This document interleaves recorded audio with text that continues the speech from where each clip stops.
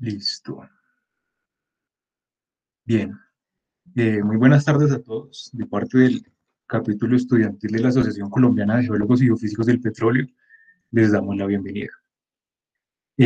Como ya saben, nosotros desde el lunes 21 de septiembre venimos dando diferentes charlas en este ciclo de conferencias para dar una idea del contexto general de la tectónica, la estratigrafía y las cuencas de este extremo del norte de Sudamérica. A cargo de diferentes invitados con diferentes temáticas. Y todas las charlas que hemos tenido las pueden encontrar en esta lista de reproducción del canal de YouTube Cuarentena con Geociencias, pues por si no tuvieron la oportunidad de ver alguna o quieren repetirlas. También les queríamos comentar que este jueves hay un evento a cargo de los capítulos de EAGE, de todas las universidades del país, donde se tendrán diferentes expositores con temas sobre hidrogeología, paleontología, colecciones paleontológicas, exploración de hidrocarburos, entre otros. Esta es la programación mensual para este mes. Terminamos el 4 de diciembre y empezamos el lunes pasado. Las próximas conferencias que tendremos son este jueves 12 de noviembre a cargo de Iván Olaya, de la prospectividad de la cuenca del Valle Medio del Magdalena. El lunes 30 de noviembre acerca del entendimiento actual de la cuenca del Putumayo y sus implicaciones en la exploración de hidrocarburos, a cargo de Andrea Murcia de Mecopetrol. Y finalmente la última con la que daremos cierre es el viernes 4 de diciembre a cargo de Sebastián Echeverry, hablando de la evolución tectonoestratigráfica del margen suroccidental de Colombia, en este caso de la cuenca Tumaco. Y finalmente, hoy tendremos la charla El nacimiento de la cordillera central, la transición de extensión a compresión que marcó el comienzo de la orogenia en los Andes del Norte, a cargo de Sebastián Zapata. Sebastián es ingeniero geólogo y magíster en recursos minerales de la Universidad Nacional de Colombia, sede de Medellín, y doctor en ciencias de la tierra con énfasis en geología de la Universidad de Potsdam. Actualmente es pasante postdoctoral en el Instituto de Investigaciones Tropicales Smithsonian y en la Universidad de Ciencia y Tecnología de Missouri. Su principal línea de investigación es el uso de multitécnicas para entender los procesos tectónicos que controlan los patrones de sedimentación, deformación y desarrollo de relieve a escala de hidrógeno. Sebastián ha participado en investigaciones en distintos lugares tales como los Andes colombianos, las sierras pampeanas, la Puna del Caribe y los Himalayas occidentales. Primero que todo, le agradecemos a Sebastián por aceptar la invitación a venir a compartir su conocimiento con nosotros. Y segundo, les agradecemos a ustedes su asistencia y su interés en este ciclo de charlas. No siendo más, le dejo el espacio libre a Sebastián para empezar. Bueno, muchas gracias. Ojalá, como siempre es costumbre, estas charlas me confirman que están escuchando. Ya voy a compartir la pantalla. ¿Cierto?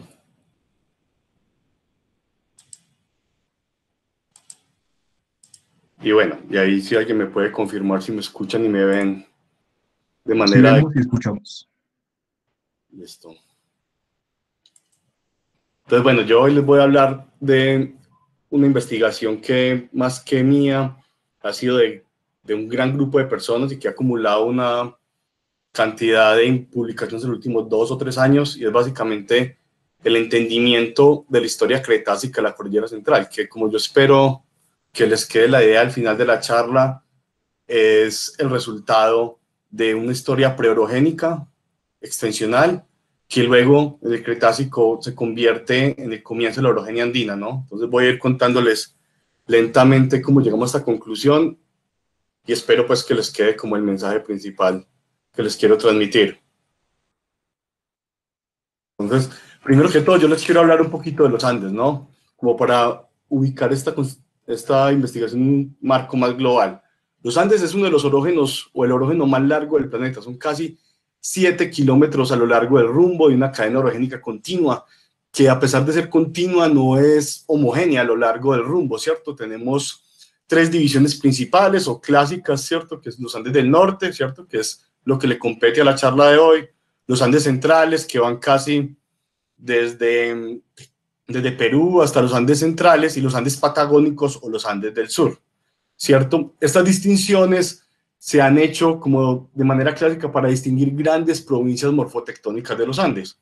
La que nos compete a nosotros es los Andes del norte, cuya característica principal es haber sido denominado como un orógeno acrecionario. Como muchos de ustedes saben, mucha parte del occidente colombiano son terrenos oceánicos que fueron acrecionados a la margen en el Cretácico tardío. Y eso ha sido suficiente para darle una connotación distinta y muchas veces tratar como un segmento aparte de los Andes del norte. Pero ¿cuáles son las grandes preguntas en los Andes en estos momentos? Es como en un orógeno tan largo, tan diverso, ¿cuáles son los procesos que controlan las distintas fases orogénicas o fases extensionales? Son esos procesos globales, es decir, hay procesos que tienen la capacidad de afectar toda la margen andina, ¿cierto? 7.000 kilómetros, o hay procesos locales y cada segmento de los Andes definitivamente tiene una historia aparte y no podemos trazar cosas a lo largo del rumbo. ¿Y eso por qué es importante para nosotros? Porque los Andes del norte es una pregunta que nos compete. Entonces, la evolución de nuestros Andes occidentales, incluso de todos nuestros 3 cordilleras, es resultado de procesos locales, de procesos que son nativos de los Andes del norte, o definitivamente los Andes del norte también tienen la posibilidad de entrar en dinámicas más globales y más regionales, como las que se observan en los Andes centrales y del sur. Entonces, yo hoy en día vamos a ver, a intentar comparar un poquito lo que hemos visto acá en la cordillera, y acá están las 3 preguntas, ¿cierto? Y además de entender las fases preorogénicas, o sea, antes de la orogenia andina, el contexto geológico de los Andes del norte podía parecerse o ser similar a otros segmentos de los Andes. Entonces yo les voy a estar hablando básicamente de 4 publicaciones, ¿cierto?, en las que he tenido la oportunidad de participar, y es como un resumen o casi que un collage de este trabajo, que espero pues que se entienda y que no sea tan caótico. Hay otros trabajos que les voy a ir mencionando, pero solo me voy a enfocar pues en los que yo he participado, ya que son como los que me competen directamente. Entonces, primero que todo, demos una mirada a los Andes del norte. Pues obviamente este simposio, muchos de ustedes ya tendrán bastante idea, pero vale la pena repasar las cosas que más nos interesan. Entonces tenemos las 3 cordilleras, ¿cierto? Oriental, central y occidental, 2 valles intramontanos, ¿cierto? El Valle del Magdalena y el Valle del Cauca. El occidente colombiano, la cordillera occidental, esta que está en verde, ¿cierto? Básicamente está compuesta de terrenos oceánicos, ¿cierto? Mientras que toda la cordillera central es una serie de rocas ígneas y metamórficas, la mayoría de ellas son precenozoicas, que tienen afinidad continental. Y entre ellos dos está lo que se llama la zona de falla Cauca-Romeral, que ha sido históricamente pues interpretada como la zona de sutura, que está compuesta de varios bloques discretos que han tenido múltiples interpretaciones a través del tiempo, y es donde nos vamos a concentrar. Este es el segmento norte de la cordillera occidental y central. Entonces, acá está la cordillera occidental, la cordillera central, acá está un segmento de lo que es la zona de falla Cauca-Romeral, el extremo este, la falla San Jerónimo, y el extremo occidental de esta zona es la falla Cauca-Almaguer. Ahora bien, esta es una simplificación, ¿cierto? Este es un mapa bien simplificado, sobre todo este que está acá, en el que les quiero mostrar pues como las unidades principales. Entonces tenemos pues el batolito antioqueño, ¿cierto? Esta roca intrusiva de 90, 80 millones de años. Luego tenemos lo que es todo el basamento precenozoico, ¿cierto? Acá hay rocas metamórficas permotriásicas, ordovícicas, esquistos triásicos, ¿cierto? Que es todo lo que está incluyendo el batolito. Y además tenemos una serie de sedimentos, que son estas esquemitas verdes, ¿cierto? Y una serie de unidades que se llaman los sedimentos de San Luis, los sedimentos de Berlín, la formación Valle Alto, la formación Abejorral, y son básicamente rocas sedimentarias que están hoy en la cordillera central y están bien deformadas. Luego pasamos este límite del flanco occidental, que es la falla San Jerónimo, ¿cierto? Y tenemos una unidad que es esta verde, este verde como más encendido, será un buen modo de decirlo, y es la formación Quebrada Grande. Dentro de la formación Quebrada Grande hay una unidad que ha sido también metida dentro del complejo Quebrada Grande, pero que para efectos de este manuscrito la hemos separado, y en este manuscrito se llama Complejo Fiolítico Cauca, si no estoy mal. Una serie como de serpentinitas, basaltos almohadillados y rocas máficas que están embebidas con límites fallados la mayoría de las veces, entre la formación Quebrada Grande. Y luego al occidente, antes de entrar todo esto que sería el plató oceánico del Caribe, tenemos una franja de rocas metamórficas, cretácicas, que es lo que se llama el complejo Arquía, que además contiene algunos pedazos de basamento que tienen edades permotriásicas. Este es como el esquema, y acá ya está el mapa en detalle, las unidades que ya les mencioné, otra vez Cuatrito Antioqueño, el basamento, este verde para el Quebrada Grande, esta es la unidad del complejo fiolítico del Cauca, acá están los sedimentos de la cordillera central, ¿cierto? La formación abejorral y sus equivalentes, la formación arquía, ¿cierto? Y estos stocks, especialmente estos dos, van a ser importantes para nosotros, que es Cambumbia y Pácora, ¿cierto? Ahora bien, acá les puse unas flechitas, pues, como las unidades que tenemos que tener en cuenta para entender esta presentación. Y más o menos cuando esto empezó en 2014, 15, no recuerdo bien, este era más o menos el entendimiento o los modelos alternativos que existían para esta zona.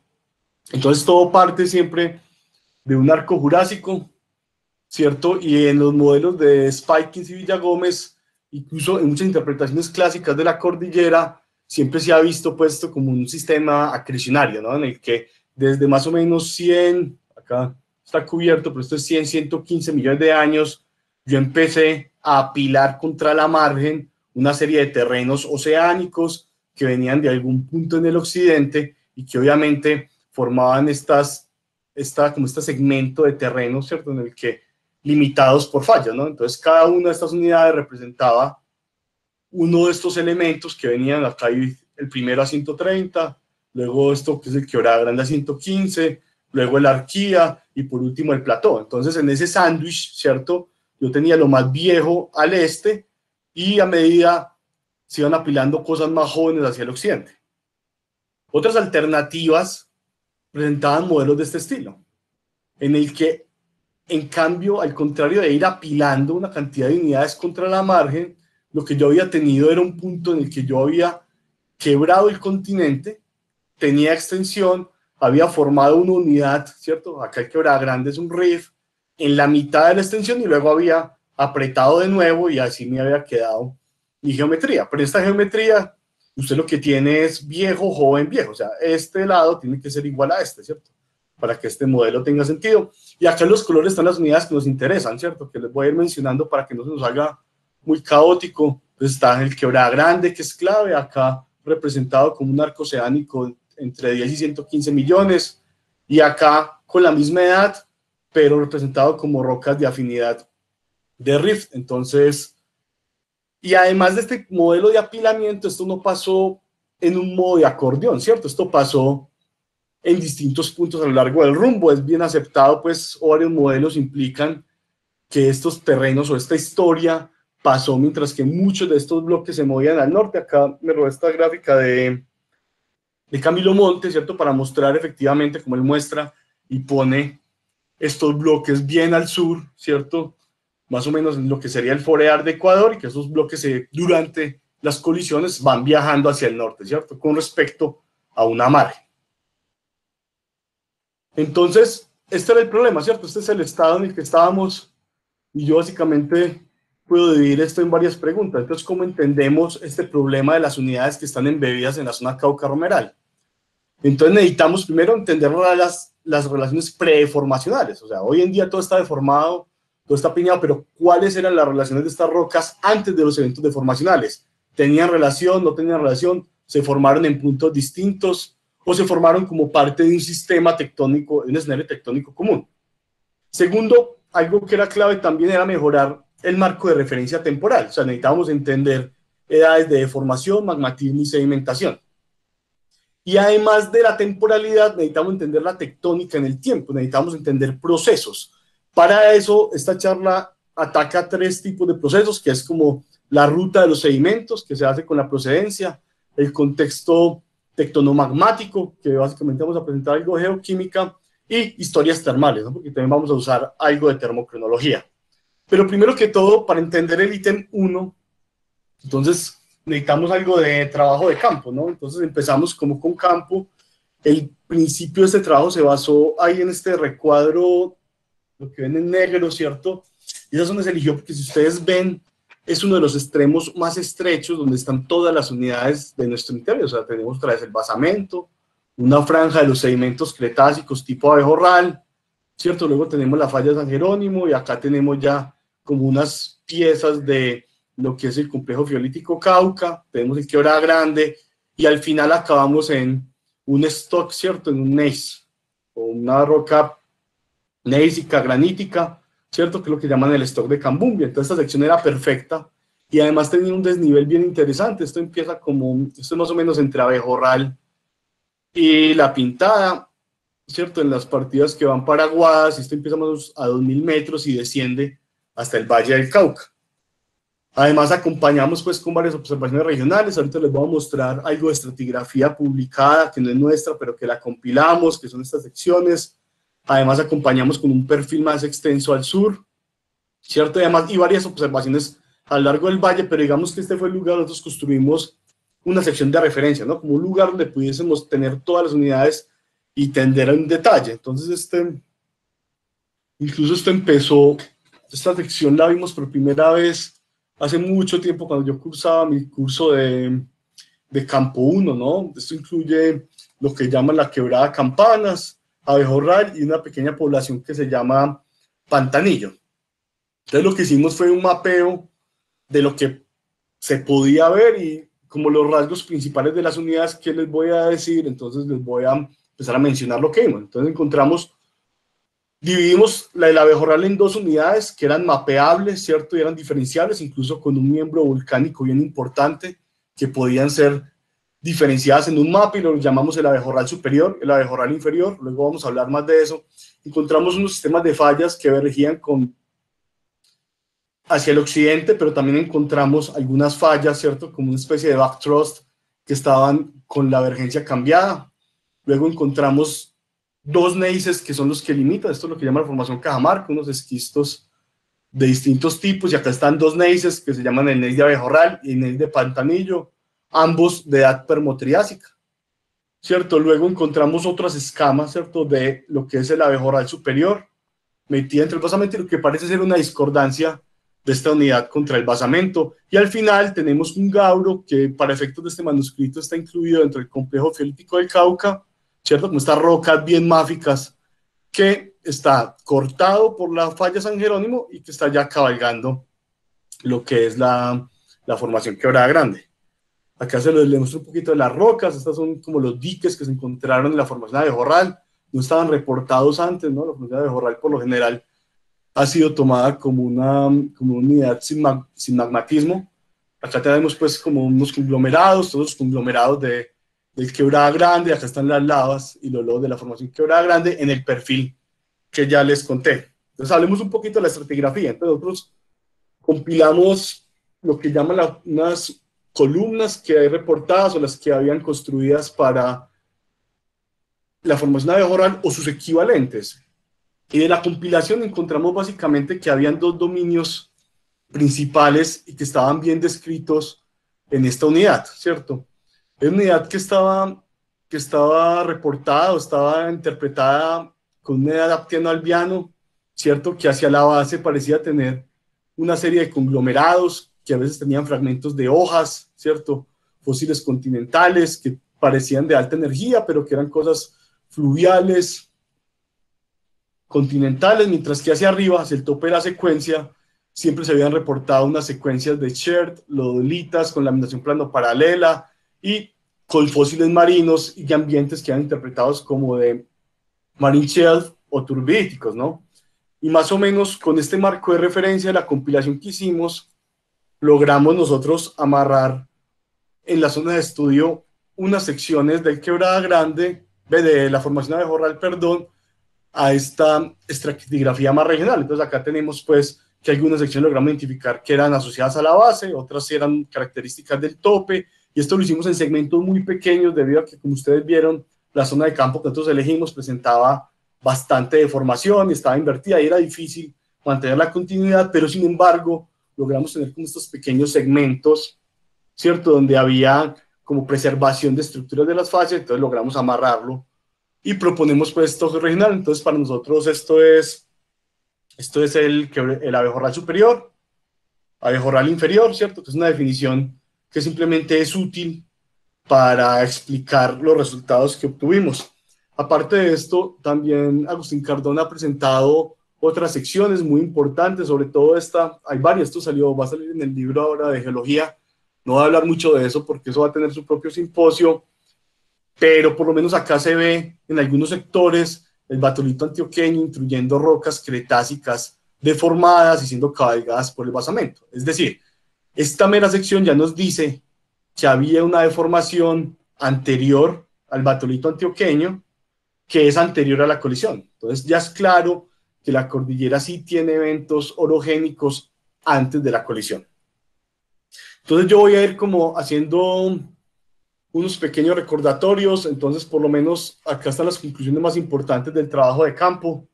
Entonces encontramos secuencias volcanosedimentarias a ambos lados de la falla San Jerónimo. El batolito antioqueño incluye rocas muy deformadas. Hay rocas cretácicas apoyadas sobre el basamento, tanto al este como al occidente. Hay gauros de ese complejo geolítico dedicado que incluye el basamento. Y la estratigrafía de la formación abejorral da para dividirla en dos miembros con fases contrastantes y que además son cartografiables, que se pueden distinguir en la cartografía geológica, al menos para la zona que nosotros trabajamos. Yo les voy a hablar cortico de los métodos que usamos, los métodos geocronológicos, pero no me voy a extender mucho porque también, pues como en el historial de charlas que yo he mirado, se han tratado estos temas repetidamente, pero básicamente acá les voy a definir un sistema geocronológico como un padre, un hijo y un contenedor, es decir, un isótopo que produce otro isótopo a una tasa de tiempo conocida, o sea, la velocidad de producción la conocemos, y hay un mineral, una fase mineral que puede contener tanto el padre como el hijo, por lo tanto los podemos contar, y básicamente lo que yo obtengo de esto es el tiempo, de una manera muy burda, es el tiempo que pasó desde que este contenedor se cerró por última vez. Y esto depende de la temperatura, es decir, yo puedo saber hace cuánto, ¿cierto? Esta fase mineral estaba a cierta temperatura, y esas temperaturas, dependiendo del padre, el hijo y el contenedor, varían entre 800 y 40 grados centígrados o incluso menos, y acá están todos los sistemas, ¿cierto? Entonces, dependiendo del sistema que yo mire, yo puedo entender distintos procesos. Entonces, por ejemplo, entre 600 y 800 grados, magmatismo, 600 y 300, con límites muy burdos, ¿no? Metamorfismo, luego por debajo de los 300 grados, estos sistemas estamos en erosión orogénica, y cuando lo hago en sedimentos, lo que entiendo es estos procesos, pero en las áreas fuentes. De una manera, un sedimento puede preservar todas estas señales en las fases detríticas. Entonces, esto fue lo que usamos para empezar a entender, ya que teníamos unas observaciones de campo, empezar a entender lo que era la cronología y el marco de referencia de estas unidades. ¿A dónde fuimos primero? Pues fuimos a una parte que es clave, que son los segmentos de basamento al occidente, ¿cierto? Recuerden que un modelo acrecionario predice que todo se va haciendo más joven hacia el occidente, porque yo voy apilando elementos contra la margen, ¿cierto? Entonces cada elemento que está más al occidente va a ser más joven.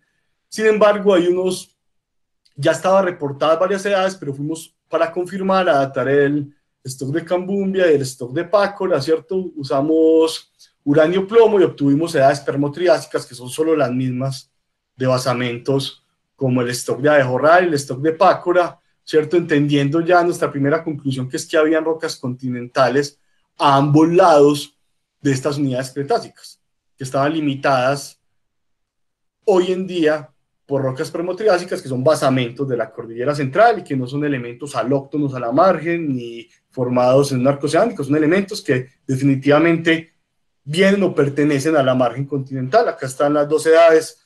Luego, a estas mismas muestras les hicimos trazas de fisión in zircón, ¿cierto? Y obtuvimos edades muy distintas.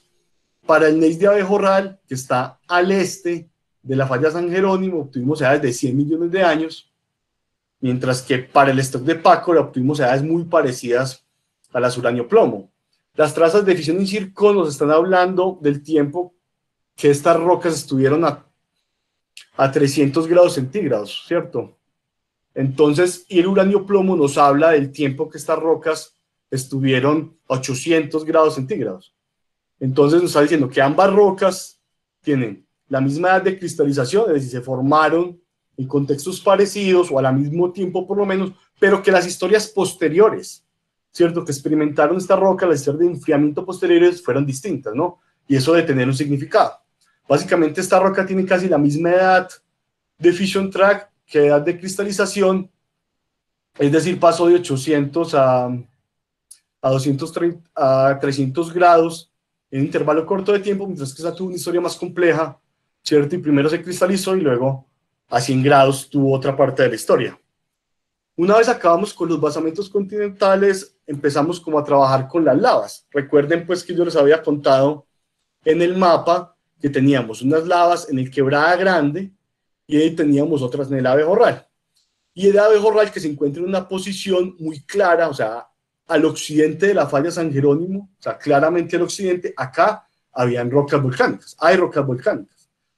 Y estas rocas nos dieron 115 millones de años, que eran las edades que se tenían reportadas para el Quebrada Grande. Pero cartográficamente el Quebrada Grande es una unidad al occidente de la falla San Jerónimo. Entonces este fue el primer elemento que encontramos. Y el segundo es que el Quebrada Grande, los elementos que están en la posición claramente del Quebrada Grande, que es una secuencia volcánica al occidente de la falla San Jerónimo, tienen edades de 85 y de 82 millones de años. Pero para más sorpresa, esto parecía ser más complejo, ya que al occidente de la falla San Jerónimo también encontramos otras unidades que tienen 100 y 115. Es decir, para que nos desenredemos un poco, hay unidades cretácicas volcanosedimentarias de 100 millones a ambos lados de la falla San Jerónimo, y hay una unidad de 85 millones que solo está al occidente de la falla San Jerónimo. Es decir, al occidente están ambas unidades mezcladas, mientras que al oriente solo está la unidad. Entonces, ¿cómo la llamamos? Estas lavas están asociadas a la formación de Abejorral superior, entonces simplemente le mantuvimos el nombre, simplemente para efectos del manuscrito, ¿no? Mantuvimos el nombre de esta unidad, entonces la unidad de 100 millones va a ser la formación de Abejorral superior, la unidad de 80 millones, ya que está en esta posición, que es la posición clásica del Quebrada Grande, la posición estructural, la dejamos como la formación Quebrada Grande. Entonces tenemos formación de Abejorral a ambos lados de la falla, ¿cierto? Tanto en el valle, en la zona de falla Romeral, como ya metido en la cordillera. Entonces tenemos esta secuencia 82 que hasta ahora solo hemos encontrado en la cordillera. Acá no están, pero repetimos varias de las dataciones más al sur y obtuvimos resultados muy parecidos. Ahora bien, ambas lavas les hicimos otro método que se llama torio, helio y zircón. Y este es el caso contrario de los basamentos. A pesar de ser lavas con edades distintas, 100 y 80 millones, encontramos edades de zirconelio muy parecidas, entre 50 y 65 millones de años, ¿cierto? Cada una de estas edades es un grano, esto no le paren tanta atención, son las edades ya corregidas, ¿cierto? Y esto es como el eje de la edad, 4 granos por muestra, y ambos dieron pues edades que se sobreponen más o menos en ese intervalo. Esto también es interesante, ya que a pesar de las lavas tener edades de depositación distintas, tienen edades de zirconelio parecidas. El zirconelio es un termocronómetro que nos está contando la historia de la última vez que esto estuvo a 160 grados centígrados, ¿cierto? Mucho más baja temperatura. Entonces, al esto ser una lava, es muy interesante porque una lava se forma en superficie, o sea, a temperaturas de 20 grados. Luego de la formación de la lava tuvimos que haber alcanzado mínimo 160 grados y luego habernos enfriado otra vez a estas edades para haber generado estas edades, pero les voy a hablar un poquito más adelante de esto. Pero además de estas dataciones puntuales, también compilamos los datos que ya habían en la cordillera, ¿cierto? Todos estos son datos de zirconelio, que ya les conté que era el tiempo que ha pasado desde 160 grados centígrados, y Circumfission Track, que es más o menos 300 a 400 grados centígrados, casi desde 250, y hay muchas edades. Entonces lo que hicimos fue hacer unos perfiles con nuestras edades y las que ya existían, cruzando la falla de San Jerónimo, estas unidades, a ver qué nos mostraba la distribución espacial de estas edades de enfriamiento. Entonces acá están todo esto de la literatura, creo que estas edades también, varios autores, ¿cierto? Está compilado en un manuscrito que salió hace poquito. Es básicamente de Villagómez, Restrepo y otros autores que han trabajado extensivamente la termocronología de la cordillera. Y encontramos estos perfiles. Los ubico acá, este es como los perfiles de esas unidades en la cordillera. Acá están las elevaciones máximas, elevaciones mínimas, elevación media. Acá este eje es elevación y este es longitud. Cada círculo es una muestra. En el diagrama inferior está el equivalente al que está arriba, pero ya el eje Y es la edad, ¿cierto? Y la forma del símbolo significa el método usado.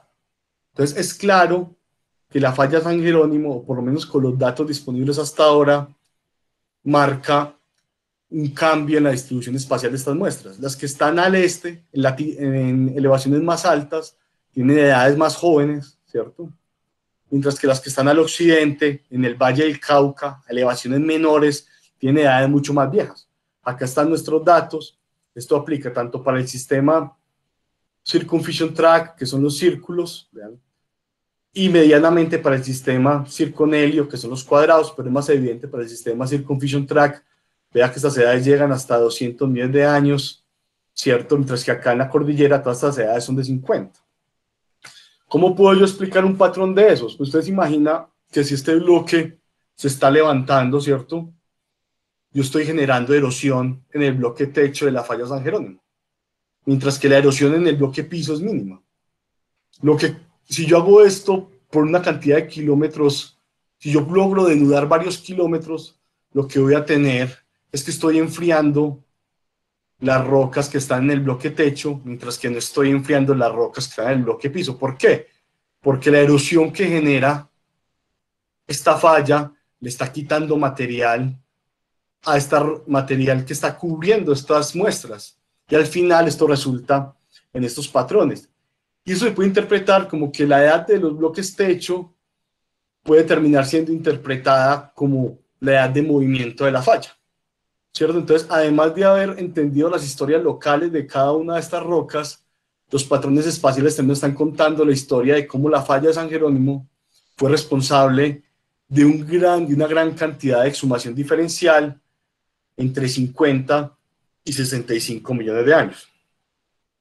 Entonces acá hagamos un resumen de esta parte de la cronología, de la termocronología. Entonces identificamos dos secuencias. Esto ya, en la cartografía ya hemos logrado diferenciar que habían secuencias en varias posiciones, pero las relaciones eran complejas y era difícil ponerlas en el tiempo, pero ya encontramos dos, una 100 millones, otra 80, ¿cierto? Más o menos. Y una que no respeta este límite de la falla de San Jerónimo y otra que está a ambos lados. Además, estas nuevas edades del complejo Quebrada Grande se sobreponen a edades del batolito antioqueño, lo cual es muy importante para lo que vamos a ver después. Y las edades de enfriamiento del basamento muestran historias contrastantes y muestran, pues, nos ayuda a entender los desplazamientos de la falla de San Jerónimo. Y además, esto no es zapatito de listo, es Circonelio, acá me equivoqué, de las coberteras, de estas coberteras volcano-sedimentarias nos están contando una historia de enterramiento y exhumación muy similar de estas unidades cretácicas. Ahora voy a pasar a los circones detríticos, que es que ahora estamos datando rocas de basamentos, estamos datando lavas, gneisses y esquistos. Ahora, ¿qué pasa si hacemos circones en una arena? Como una arena nunca alcanzó los 800 o 700 grados, lo que va a resultar, los circones de una arena me van a dar una vista de las áreas fuente que tenía. Yo creo que esto ya lo han visto en varias charlas, pero igual vale la pena recordarlo. Acá pongo la falla San Jerónimo y muestro muestras del abejorral inferior. Entonces es claro que el abejorral inferior se caracteriza por máximos depositacionales muy viejos. Esto es que, no sé si recuerdan que les decía que tenía una afinidad a facies más continentales. Entonces estamos hablando de 250 hasta 400, 149 esta unidad, y se caracterizan por picos muy tradicionales de la cordillera, algunos que llegan hasta ser permotriásicos, el pérmico 165, 500, 1000, acá otra vez el de 500, 270, 900, 1000, 500, 240, ¿cierto? Lo cual nos muestra pues que los basamentos continentales parecidos a la cordillera central estaban muy presentes como áreas fuente de esta unidad. Acá les muestro un ejemplo de cuando usamos dos métodos. Acá hicimos trazas de fisión en zircón y uranio plomo en zircón en la misma muestra, pero en granos distintos. Entonces recuerden pues que otra vez Zircon Fission Track me está contando más una historia de erosión, porque es la última vez que este zircón estuvo a 300 grados, mientras que el uranio plomo es la edad casi de formación o de cristalización del zircón. Y acá está la misma muestra, entonces por lo menos para esta muestra el pico más joven de cristalización fue 500, mientras que los picos de Zircon Fission Track nos estaban mostrando ya cosas cretácicas que no estaban presentes en la muestra original. Pero si nos pasamos a la abejorral superior, les recuerdo una vez más el que les estamos contando, que es de afinidad más marina, entonces las cosas cambian. O sea, el abejorral, aparte de tener dos miembros que se pueden dividir cartográfica, estratigráficamente, también se pueden dividir temporalmente, ¿cierto? Ya que si ustedes entienden esto, el zircón más joven, ¿cierto? Que yo encuentro en una arena, me va a actuar como el máximo depositacional, es decir, la arena se tuvo que haber depositado después de que se formó el zircón más joven, o sea, no puede ser más vieja que el zircón más joven. Y cuando nosotros estamos viendo el abejorral inferior, recuerden que estamos viendo cosas de 250, 480 y lo más joven como 150, un grano, mientras que las rocas del abejorral superior, varias muestras, incluso algunas con un N un poquito más elevado, marcan claramente un pico muy importante de 100 millones, ¿cierto? Lo cual nos pone que es la misma edad de las lavas que están intercaladas con esta unidad. Entonces ahí ya nos pone un límite temporal claro, ¿cierto? Estamos entendiendo que la parte inferior es anterior a 100 millones y posterior a 150 millones, que es el máximo depositacional, mientras que la parte superior tiene una depositación de 100 millones y que es interpretada en este manuscrito como la edad de depositación, ya que tiene lavas intercaladas. Esas lavas que les mostraba en las fotos del principio están intercaladas y además los granos están de 100 están en la arena. Esto nos muestra que el magmatismo que formó estos granos fue contemporáneo con la depositación de estas unidades marinas que se depositaron sobre el abejorral inferior. Y luego algo parecido para el Quebrada Grande. En las arenas encontramos también que el máximo depositacional es la edad de las lavas, que es cerca de 80 millones, lo cual también interpretamos que tanto las lavas intercaladas como las arenas nos muestran edades de 80 millones del Cretácico tardío, y confirmamos pues que estas dos unidades, tanto en las firmas detríticas como en las lavas que las intercalan, son unidades distintas y corresponden a dos tiempos distintos, ¿cierto? ¿Y qué más tenía que decir? Y muy importante notar también que ambas unidades tienen, no estaban los granos, pero tienen tanto granos heredados en las lavas como en las arenas con afinidades de la cordillera central. Una vez pasamos los zircones detríticos, podemos ir más allá, ¿cierto? También podemos hacer petrografía, podemos ver cómo se componen las arenas. Y este es un ejemplo de algo que también hicimos y presentamos de las arenas, y una vez más vemos diferencias claras entre estas dos unidades, ¿cierto?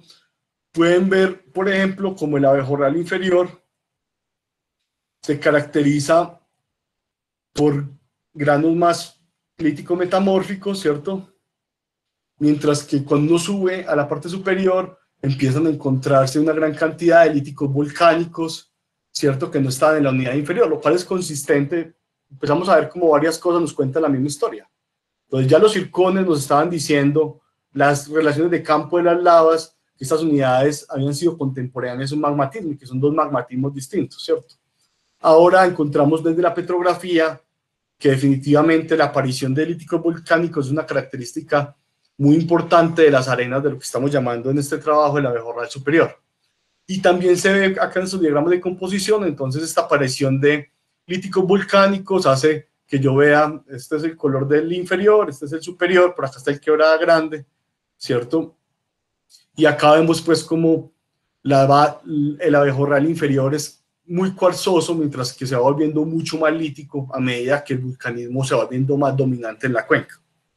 Entonces, de esta parte de procedencia les voy a dar otras conclusiones, ¿cierto? Los zircones muestran a la cordillera central como una fuente muy importante para las unidades cretácicas.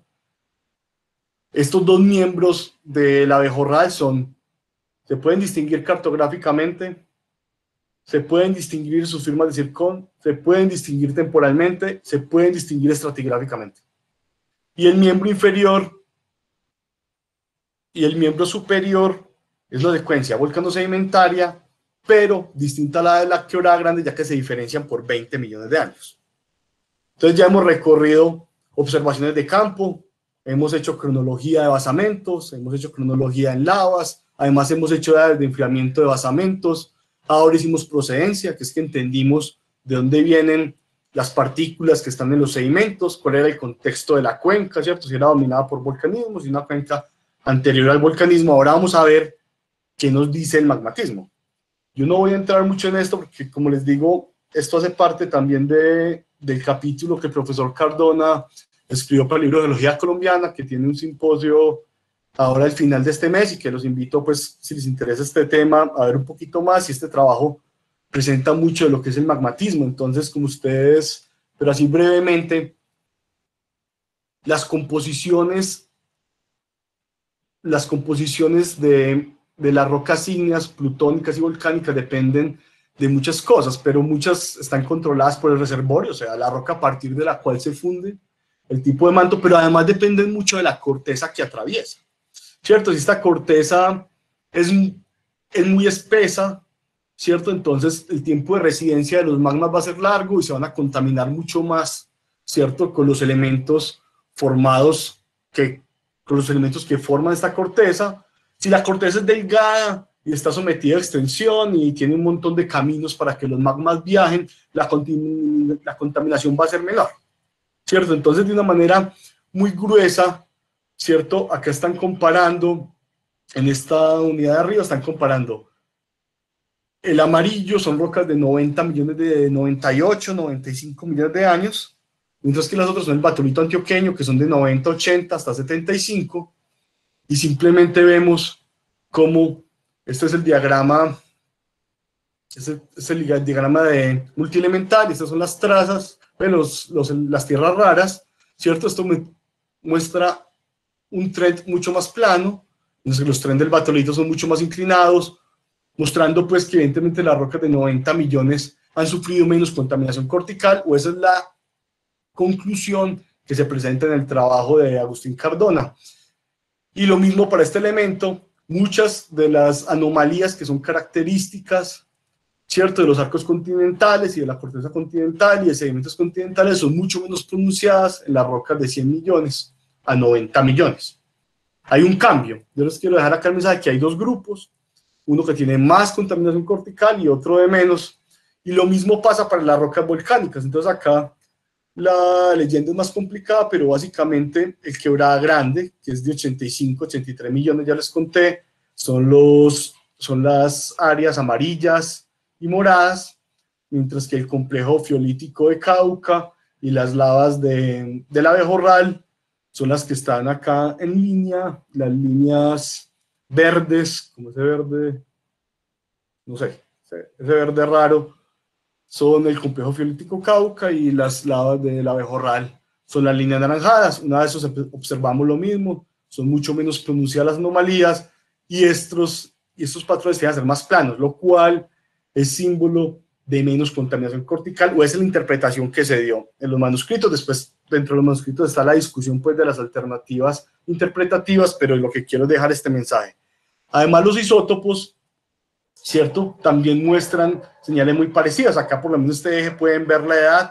Entonces una vez yo comparo las rocas entre 95 y 100 con rocas de 90, esto es de Cardona 2020, que lo pueden ver la charla al final del mes, y este es del trabajo del Zapata 2019, y se ven estos saltos en el magmatismo, ¿no? O sea, el mensaje del magmatismo de 100 a 95 no es el mismo del de 90 a 80, y por 90 a 80 estamos hablando ya magmatismo tipo Quebrada Grande, batolito antioqueño, versus cosas más viejas como el que está en el Abejorral. Y acá está hecho, estos ya son epsilon de neodimio, ¿cierto?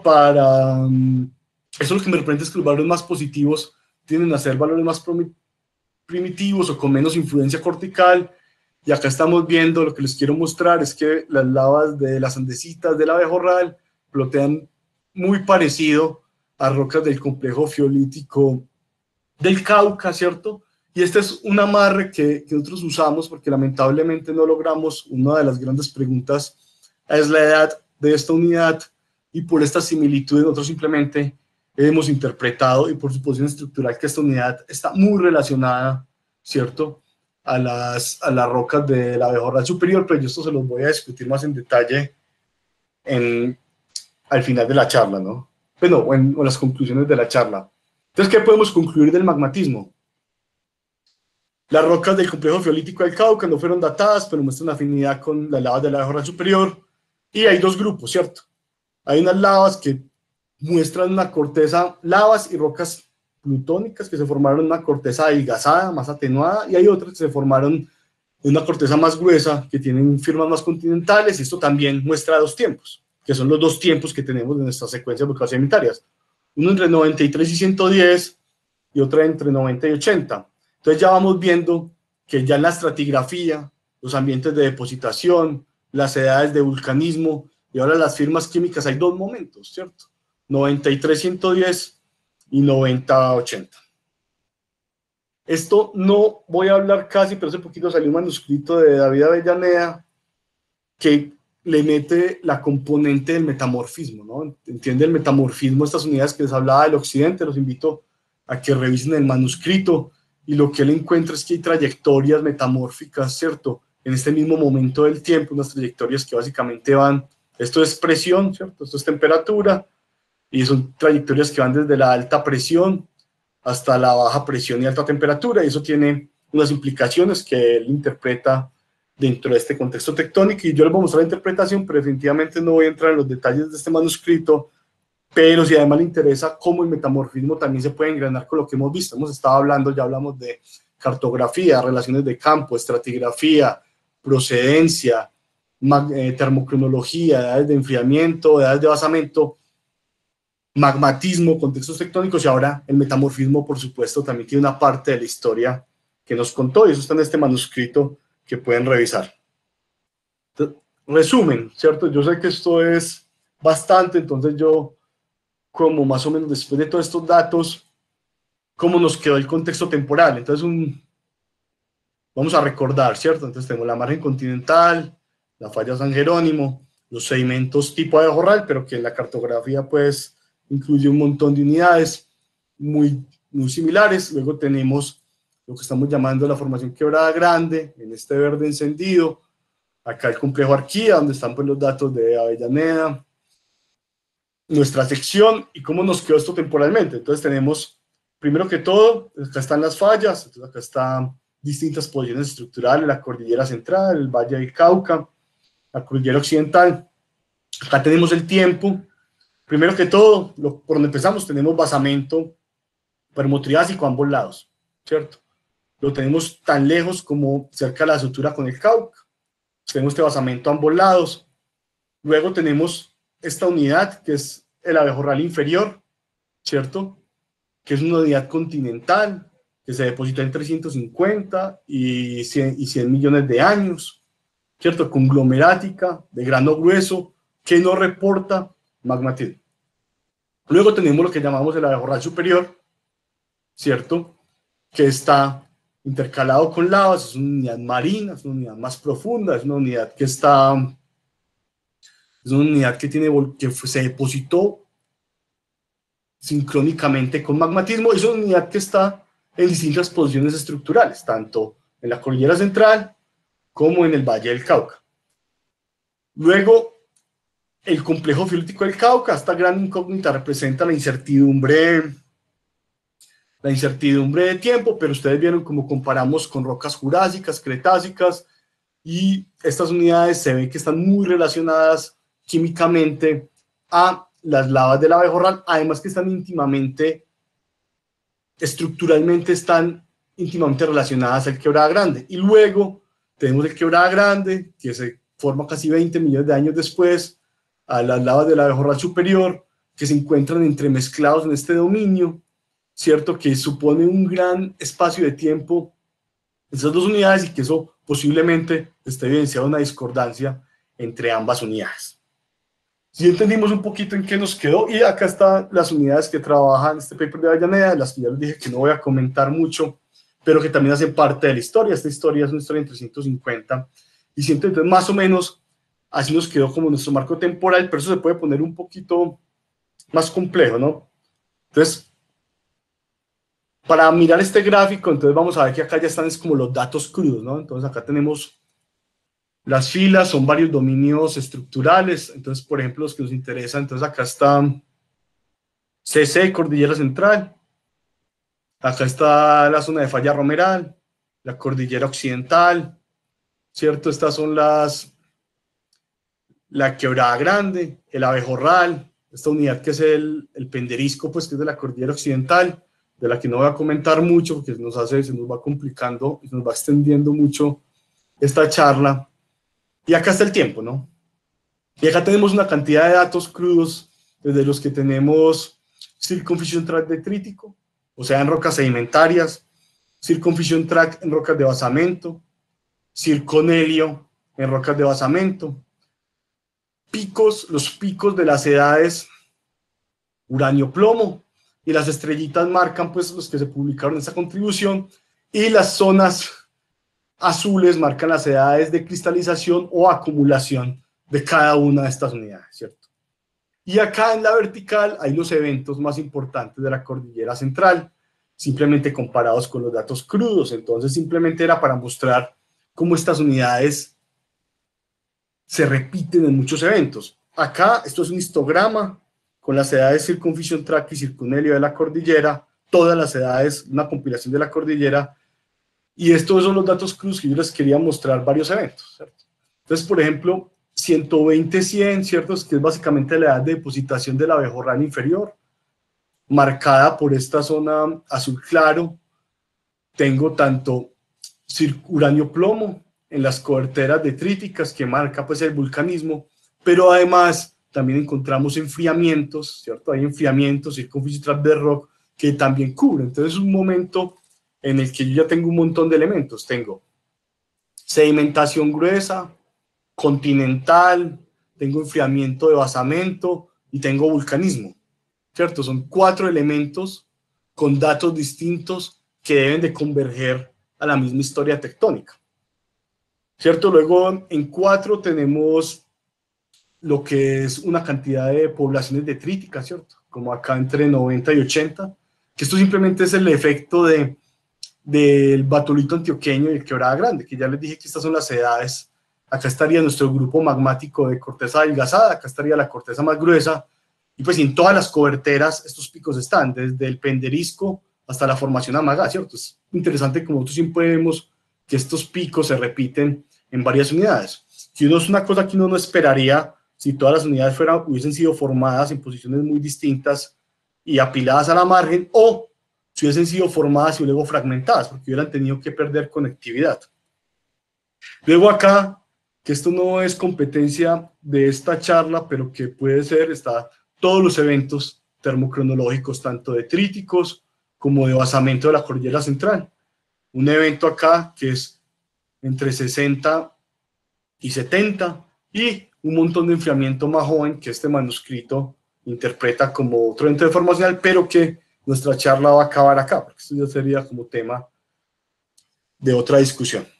Entonces, bueno, esta tabla está ahí, tenemos todos nuestros elementos, tenemos todas nuestras historias, y ahora yo les simplifiqué esto en 3 momentos claves, ¿no? O sea, cada uno de los manuscritos que les mencioné contiene los detalles y algunas fases intermedias, pero yo no quería como entrar en una descripción tan detallada de los modelos tectónicos. Me interesa más pues como que veamos 3 momentos importantes, y con eso yo creo que esta charla alcanzaría su objetivo, ¿no? Entonces, por lo menos acá, me van a disculpar como toda esta charla, yo sé que hay un montón de mapas y todos tienen leyendas distintas, colores distintos, y los modelos no son la excepción, pero todos cuentan la misma historia. Yo los puse todos porque cada uno de estos manuscritos se enfoca en historias distintas y contiene una parte de la historia distinta, de cómo nosotros estamos interpretando esta historia. Entonces la primera foto que les quiero dejar es la historia preorogénica, ¿cierto? Esta es la historia que hemos propuesto con los datos que tenemos, ¿cierto? Es como nosotros cogemos todos estos elementos que les he contado y los hemos hecho trabajar en una historia consistente. pero yo acá estoy abusando pues de su memoria y que la charla, muchos conocen la zona, pero entonces vamos a empezar. Entonces acá está Zapata 2020, este es Zapata 2019, o sea, hay cambios leves, pero más o menos la historia se ha mantenido. Este es el manuscrito que les contaba que salió hace poco de Avellaneda 2020, acá tenemos el capítulo del libro. Entonces empezamos por Zapata 2019, entonces este nos cuenta el detalle de las coberteras sedimentarias. Es una cosa que les he repetido en varios puntos de esta charla. Entonces tenemos abejorral inferior, que es que es un momento amagmático, ¿cierto? Que no hay magmatismo en la cuenca. Es una sedimentación proximal, continental, rica en cuarzo. Y luego hay una transición a 100 millones, a lo que estamos llamando el abejorral superior, que es una unidad que está caracterizada por magmatismo, que lo tiene en la petrografía, en los circones y que se depositó después de 100 millones de años. Y esta es la historia estratigráfica que nosotros interpretamos como la apertura progresiva de una cuenca. Imagínense que uno de estos bloques está viajando hacia el occidente, que hay extensión, ¿no? La primer estadio de la extensión, yo abro un espacio y la primera sedimentación que yo tengo es gruesa, proximal, continental. Si yo continúo con la extensión, llega un momento en que yo puedo adelgazar la corteza lo suficiente para generar magmatismo, ¿cierto? Y si yo continúo, los estadios finales de esta extensión va a ser el desarrollo de suelo oceánico. Entonces, esos tres estadios los estamos representando en tres unidades. El abejorral inferior, superior y el complejo fiolítico del Cauca, que lleva su incógnita porque ya les dije que no, la edad de esto sigue siendo problemática, pero la firma geoquímica y su posición estructural es más afín con que sea el estadio final de esta extensión. Entonces, hablemos de evidencia, ¿cierto? ¿Cuáles son los elementos o los datos que me hacen llegar a este modelo tectónico? Entonces, uno, esto explica la profundización de las facies, la transición continental marino, explica la aparición del vulcanismo, explica la distribución estructural de las unidades. ¿A qué me refiero con disposición estructural? Que esto que yo tengo, basamento, abejorral y luego basamento, ¿cierto? Muy al occidente, que son las unidades que les hablaba al principio. Explica las firmas geoquímicas, un contexto de extensión. Si tuviéramos colisiones, tendríamos una corteza mucho más gruesa. Explica por qué estas unidades magmáticas entre 90 y 100 millones de años, o casi hasta 110, muestran firmas químicas afines con una corteza adelgazada. Entonces, estos tres elementos son suficientes para yo proponer este escenario tectónico, que es un escenario que reconcilia estas tres líneas de evidencias. Acá en el capítulo de Agustín, el profesor Cardona, pues que una vez más los invito a verlo, se detalla más la influencia de lo volcánico, y acá en este último 2020, lo que quería simplemente reflejar es que acá explicamos la diferencia de la historia termal de varias muestras. ¿Se recuerdan que había muestras de basamento que tenían edades de fission track muy viejas y otras muy jóvenes? Eso nos pone los basamentos en posiciones distintas. Para este momento, este basamento que hoy en día está a 2000 metros en abejorral, tenía que estar mucho más enterrado que el basamento que hoy en día está a 600 metros, ¿cierto? Sobre el nivel del mar, ahí en el stock de Pácora. Y esto de algún modo tuvo que viajar toda esta profundidad y 2000 metros más con respecto al nivel del mar para quedar por encima de la posición actual.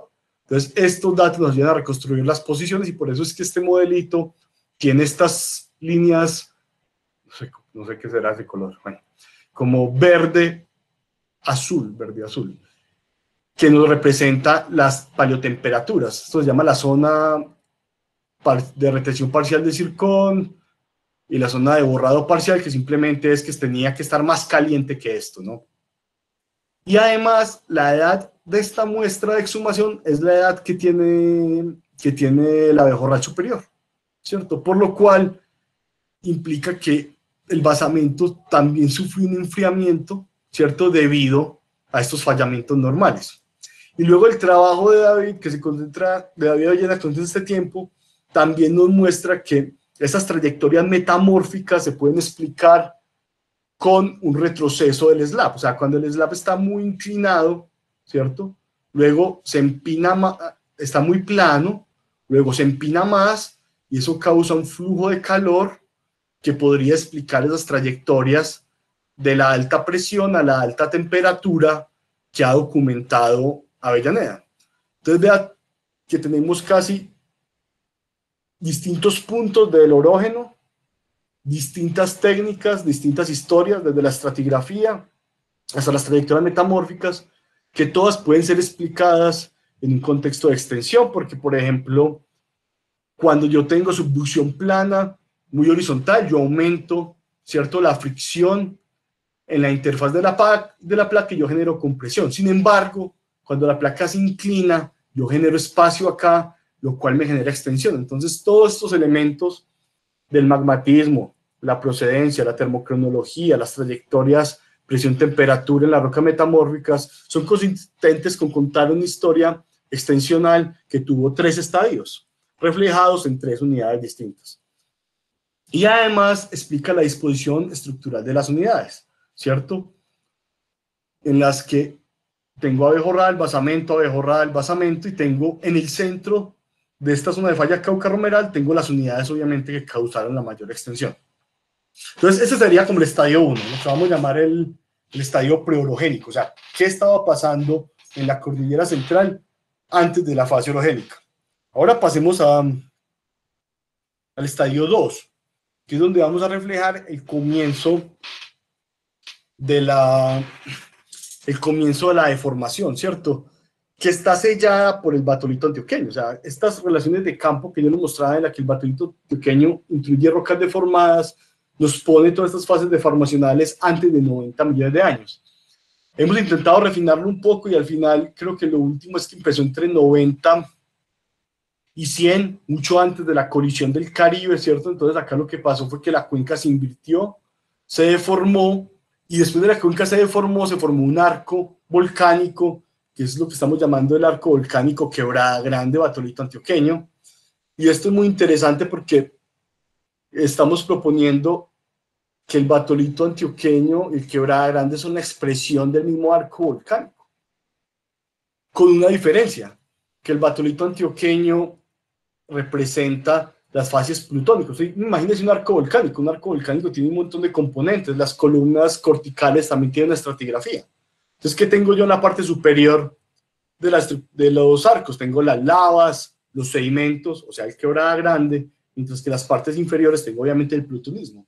Entonces, casi que el Quebrada Grande podría ser un equivalente, el equivalente superficial del batolito antioqueño después del comienzo de la erosión, lo cual me forzaría una discordancia entre el Quebrada Grande y la formación abejorral. Entonces, ¿se acuerdan que las lavas tenían edades de 60 millones de años en Circonelio? ¿Cierto? Esta muestra que está acá, o sea, este muñequito que es de Zapata 2020, muestra pues la posición paleotemperatura de cada una de las muestras que analizamos, y hay algunas que tienen que estar por debajo, tienen que estar más calientes que 160 grados, para poder que los circones pierdan todo el helio y registren edades más jóvenes. Y este mero hecho nos indica que posiblemente esta cobertera sedimentaria, esta cobertera de arco del Quebrada Grande, que definitivamente también debería tener unos saltos de basamento, si no, no creemos que sea una cobertera tan continua, fue lo suficientemente espesa para resetear el circonelio, tanto en el Quebrada Grande como en la formación abejorral, o sea, que este circonelio que era detrítico pasara a ser totalmente reseteado, y para esto, con una asunción de gradientes termales, necesitaríamos más o menos que estas coberteras alcanzaran los 5 kilómetros, ¿no? Lo cual es bastante significativo para lo que hemos pensado que eran esas coberteras sedimentarias. Acá tenemos otro muñequito mostrando el arco Quebrada Grande. Este es el paper más viejo. Ya ven que, pues obviamente, de entre el 2019 y el 2020, debido a los datos de termocronología, este arco que primero dibujábamos muy pequeño, el arco del Quebrada Grande, ya es una cosa más grande, con una cobertera más importante. Como les digo, cada pieza nueva de información nos ha llevado a refinar estos modelos. Entonces, otra vez las evidencias, o sea, ¿qué es lo que cuáles son los datos de esto? Entonces, acá hay una discontinuidad estructural y temporal entre las secuencias volcánicas. también geoquímicos. Tenemos un vulcanismo y un magmatismo de 100, otro de 80, y ellos son distintos. Están entremezclados en la zona de Cauca Romeral, ¿cierto? Están muy mezclados, pero hay una diferencia temporal, ¿cierto? Hay un hiato temporal entre estas dos unidades, lo cual pone una discordancia entre ellas.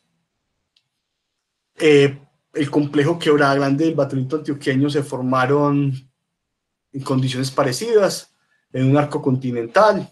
Unas son rocas más superiores, otras más inferiores.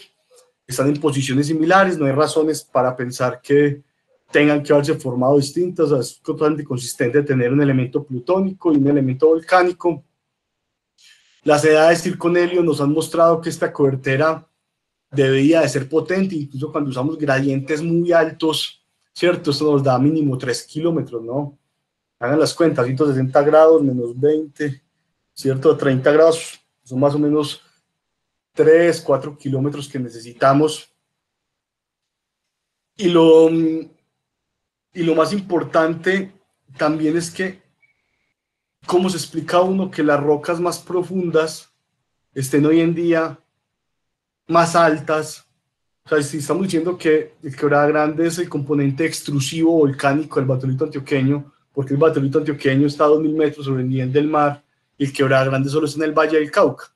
Pues para eso ya es lo que nos da la termocronología. Recuerden que yo les conté que la cordillera central había tenido mucha más erosión. Entonces, básicamente, ese registro de erosión, lo que pasó es que mientras que la falla San Jerónimo estuvo activa, lo que hizo fue remover toda la parte superior, ¿cierto? Y erodar todos los segmentos corticales superiores que cubrían el Batolito Antioqueño. ¿Qué es lo que pasa cuando yo tengo una falla? O sea, una falla me pone rocas inferiores sobre rocas superiores, ¿cierto? Es una falla inversa, me pone el Cretácico sobre el Mioceno y en arcos y en deformación de piel gruesa, en arcos continental, lo que hace es ponerme un batolito encima de una secuencia volcanosedimentaria. Les quiero mostrar un estadio más, que es el final, que es después del inicio de la compresión, la colisión. Una colisión que está bien documentada entre 72 y 60 millones de años, ¿cierto? Una colisión que fue la responsable de traer las rocas del Batolito Antioqueño a superficie y seguramente fue responsable por la generación de topografía en la cordillera central, topografía significativa. ¿En qué me baso? En que, por ejemplo, Andrés Pardo ya publicó un artículo en el que toda la procedencia de la cordillera central y las facies gruesas del Urrao, del Penderisco, implican un área de aporte en la cordillera central. Y acá tengo todas estas rocas que empiezan a pasar las isotermas y se empiezan a enfriar, mientras que ya en la zona de falla romeral lo que empieza a preservar las unidades más superficiales debido a la poca cantidad de erosión. Y esto es consistente con las edades termocronológicas que son más viejas, ¿cierto? Entonces yo les digo, acá hay más erosión, en la cordillera central hay más erosión, y edades termocronológicas más jóvenes, y además tengo expuestas rocas más profundas. En el Valle del Cauca tengo rocas más superficiales y edades termocronológicas más viejas que implican menos erosión.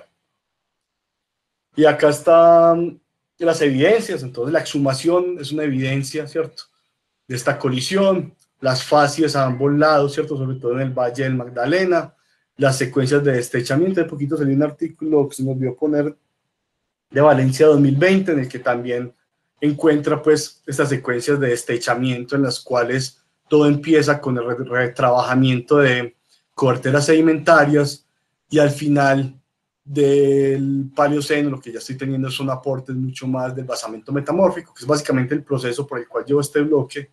Miren que esto es el Batolito Antioqueño o algo parecido, entonces yo tengo que lavar todo esto primero para tener lo que tengo hoy en día. Entonces, bueno, un resumen, acá está el modelo completo. Todo esto no es un sistema de acordeón, esto pasó mientras que estábamos viajando en el rumbo, ¿cierto? Entonces, esto es consistente con una dinámica transtensiva o transpresiva, ¿cierto? Las fases que yo les he hablado acá de extensión son fases de ruptura, ¿cierto? En el que, además de la componente horizontal, también tuvimos una componente norte-sur. Estos bloques se formaron probablemente en el forearc ecuatoriano y viaja a nuestra posición actual. Entonces, básicamente, la historia de esto es como una curva, ¿cierto? Se forma en el sur, luego viaja y vuelve y se pega contra el norte. Y acá está en los 3 estadios, y acá está pues la paleogeografía pues interpretada para cada uno de estos estadios, y además los estadios intermedios en el que yo les hice énfasis en el comienzo de la orogenia y la colisión del plató del Caribe. Ahora les voy a dar unas conclusiones ahí, unas conclusiones que yo quiero que se queden de este trabajo, unas conclusiones muy locales primero, ¿cierto? Entonces, todas las unidades que les mostré hoy, con todos los datos de cada una que van desde la procedencia, magmatismo, termocronología, trayectorias, presión, temperatura, circón, envasamiento, patrones de apilación estratigráfico, se pueden explicar dentro de un mismo contexto tectónico, que va desde la extensión hasta la compresión. No necesitamos invocar ningún otro mecanismo para explicar, y todos los procesos que las formaron, otra vez, fases sedimentarias, firmas geoquímicas, son consistentes con un solo ambiente tectónico. Son un montón de piezas, pero en posiciones distintas del orógeno. Hay unas que están en la zona de mayor extensión, otras que están en la zona de subducción, otros que están en la zona de arco, otros que están distales, otras rocas que evidentemente estuvieron más profundas, pero todas estas unidades pudieron ser explicadas bajo esos contextos tectónicos y con cada uno de los datos que estas unidades representan. Esa es una conclusión mayor, ¿cierto? Diferencias tectónicas o de afinidad o contacto entre rocas metamórficas y ígneas no son evidencias suficientes para argumentar historias disímiles, ¿cierto? Los orógenos tienen muchas partes, tienen zonas que están en metamorfismo, mientras que otras están sedimentando, mientras que otras tienen magmatismo plutónico, ¿cierto? Y el multiherramienta nos ayuda a reconciliar y a construir todas estas figuras. Entonces es un consumo importante para esta parte de los Andes. A pesar de que yo les mostré esto como si fuera este-oeste, ya les expliqué que esto es consistente con un movimiento a lo largo del rumbo, pero un mensaje que es para cosas futuras es, definitivamente, todo esto puede viajar como un bloque con respecto a la margen, pero definitivamente desde el Cretácico hasta el presente, dentro de estos bloques, o sea, entre ellos movimientos relativos a escala de cuenca, no son necesarios para explicar estas unidades. Por ejemplo, rocas que hoy fueron colectadas a la misma latitud de la cordillera central en la formación Penderisco muestran que en la deposición de 65 millones de años la procedencia es de este mismo bloque y se ha hecho con petrografía, trazas de fisión y uranio-plomo. No quiere decir que no haya rumbo entre estas unidades, quiere decir que el rumbo no fue suficiente para generar cambios a escala de cuenca, o que definitivamente estos bloques se movieron, no hubo muchos, no se movieron mucho uno con respecto al otro y viajaron más o menos juntos, ¿cierto? Y este mismo ejemplo se puede hacer para varias unidades, como les mostré ahorita, todas estas unidades se repiten los mismos picos y se los retrabajan una y otra vez, ¿cierto? Eso me parece algo que hay que tener muy en cuenta para investigaciones futuras.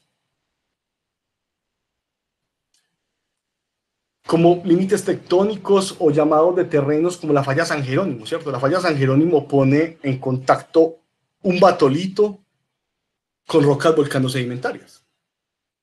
Eso no es necesario, no es necesariamente un límite de terrenos. Y además las rocas volcanosedimentarias tienen la misma afinidad química y las mismas firmas que la roca encajante del batolito.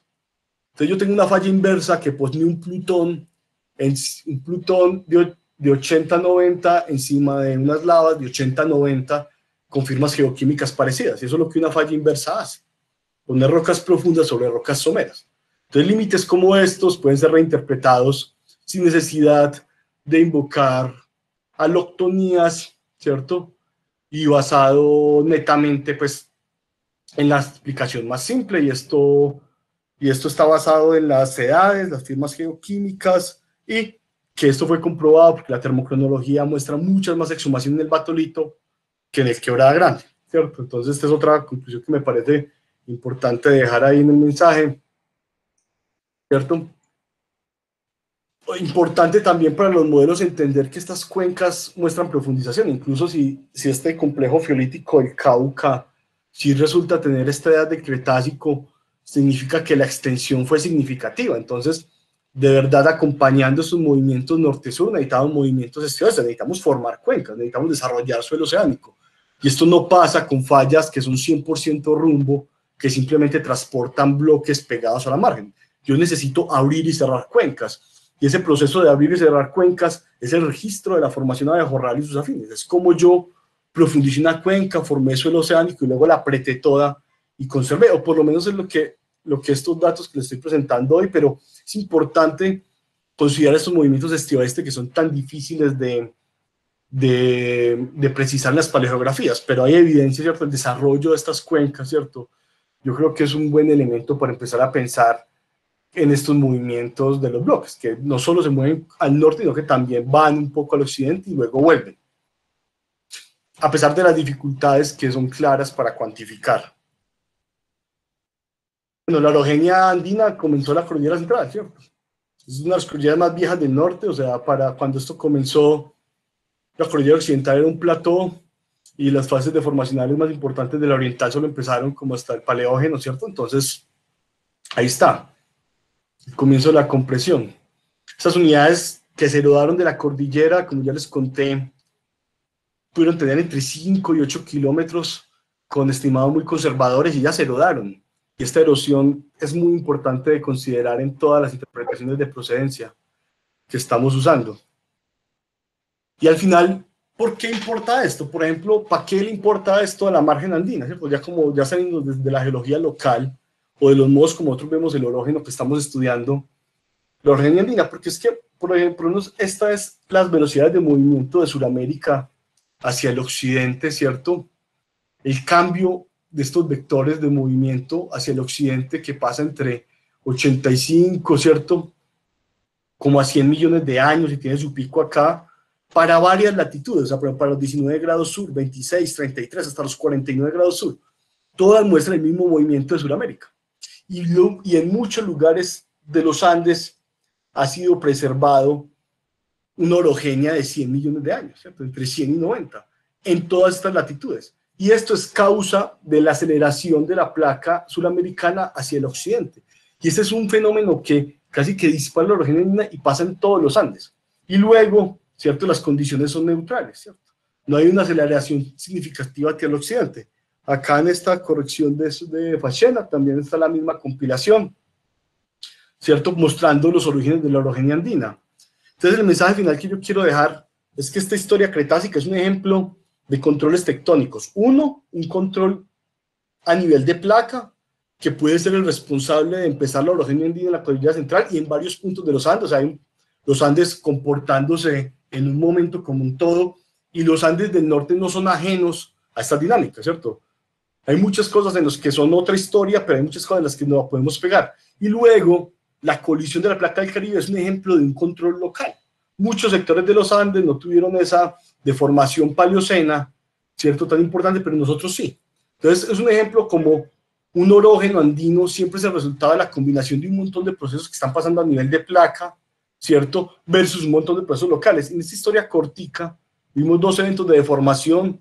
Uno, cuya mejor explicación es un contexto más global, y otro que puede ser el resultado de cosas más locales. Y al final, yo de verdad es muy importante darle reconocimiento al grupo de Agustín.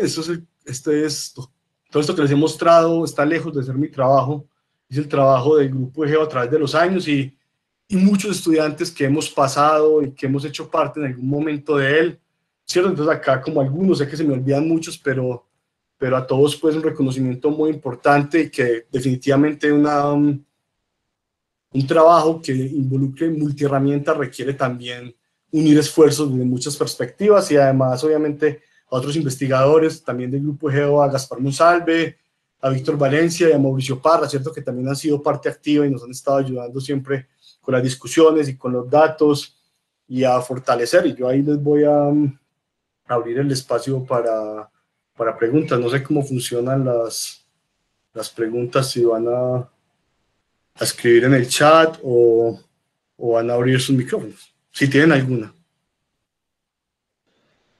Listo, Sebastián, muchísimas gracias por la charla, bastantes datos, bastante información y muy interesante. Y sí, tenemos varias preguntas en el chat, entonces si quieres se las voy leyendo y las puedo ir contestando. Por favor. Listo, listo. La primera es de Julián Mateo Díaz Rodríguez y dice, dos preguntas. La primera es, ¿qué evidencias hay de este arco del Batolito Antioqueño Quebrada Grande al este del Batolito Antioqueño? Al este del Batolito Antioqueño. O sea, al este, como en el Valle del Magdalena. Bueno, o sea, este arco es un arco que está muy preservado al occidente, ¿cierto? Una de las teorías es que este arco, cuando pasó el rollback, migró del centro de la cordillera hacia el occidente. Voy a poner acá como creo, ¿no? Ahí me corregirá, no sé si Avellaneda está por ahí, bueno, pero alguien me podrá corregir después. Pero hay una migración del arco, ¿cierto? Por lo cual generó que mucha parte del arco se, se desarrollara hacia el occidente. Hacia el este lo que sí tenemos son las señales del arco.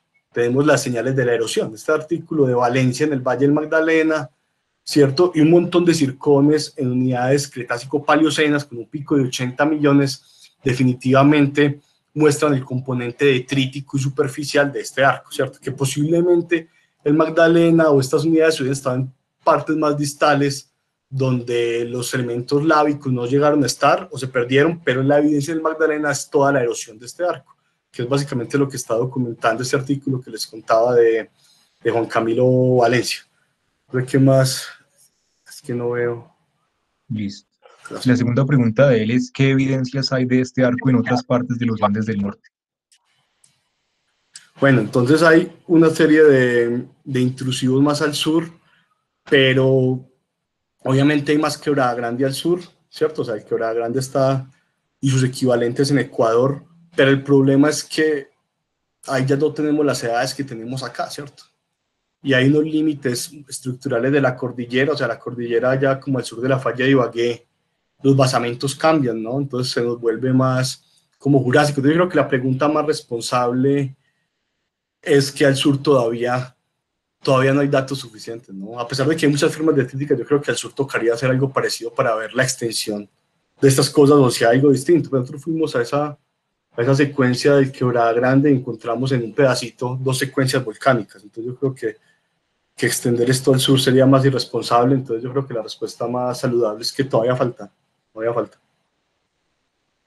Listo, bien. La siguiente pregunta de Leonardo Martínez dice que ¿qué relación hay entre la Cordillera Central y la Sierra Nevada de Santa Marta?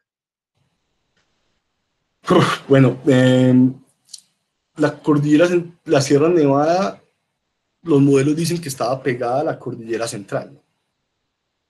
Pero la Sierra Nevada estaba pegada a la cordillera central y hay unos trabajos como el de Patiño y ahora Mauricio Parra trabajan cosas parecidas en las que posiblemente la Sierra Nevada sea un basamento muy parecido al de la central con una historia cenozoica muy distinta, ¿cierto? Entonces como dos bloques de basamento que comparten parte de la historia, seguramente esta historia hasta la colisión, pero que luego ya como en el paleógeno se separan, ¿cierto? Ella vive y ya la sierra es un elemento tectónico distinto y vive su propia historia, en la que pues yo no entraría a detallar porque hay otra gente trabajando ahí, pero básicamente es un basamento muy parecido que seguramente sufrió una historia cretácica, incluso cretácica tardía, muy parecida a la de este bloque de la cordillera central, pero una vez más yo creo que también hay que probarlo, ¿no?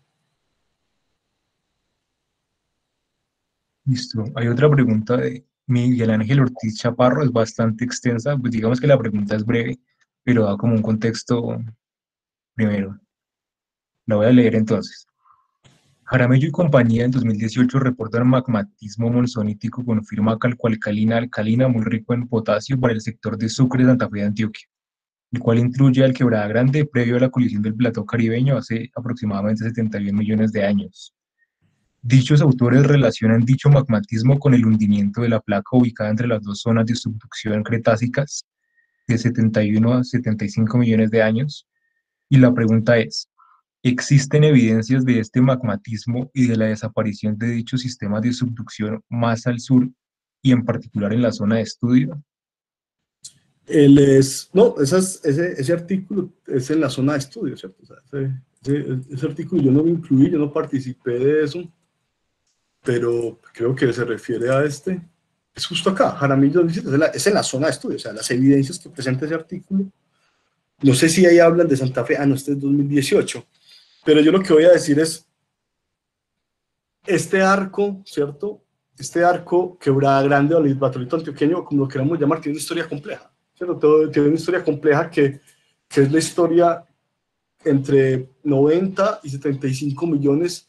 Es una historia que va desde la reinstauración, desde un arco compresivo, o sea, el engrosamiento cortical, hasta la colisión, ¿cierto? Hasta el momento del cierre, como esos cosas de 35.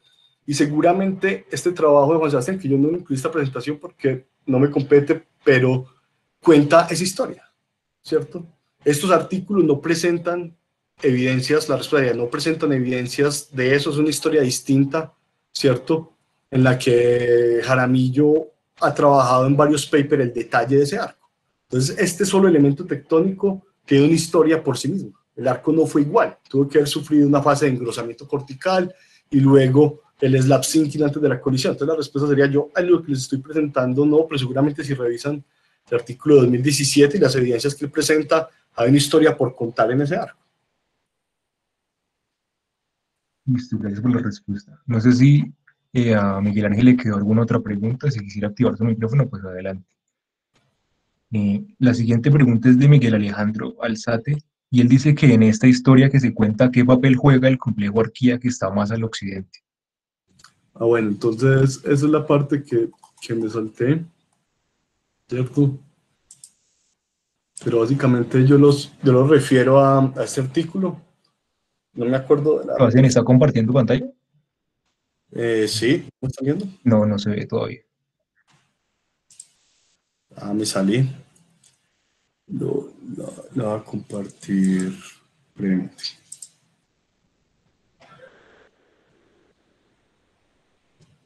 Ahí están viendo, Sí, se ve. ¿cierto? Entonces, el Arquía está al occidente, ¿cierto? Entonces, esta es la parte de, de la presentación que yo lo refiero inmediatamente al artículo de David Avellaneda. Yo no participé en la publicación, la conozco, pero remite, pero básicamente la historia del metamorfismo de la arquía o de algunas unidades de la arquía, porque también hay que empezar a diferenciar un montón de cosas en eso que ha sido llamado el complejo arquía, es la historia de la cuña de subducción.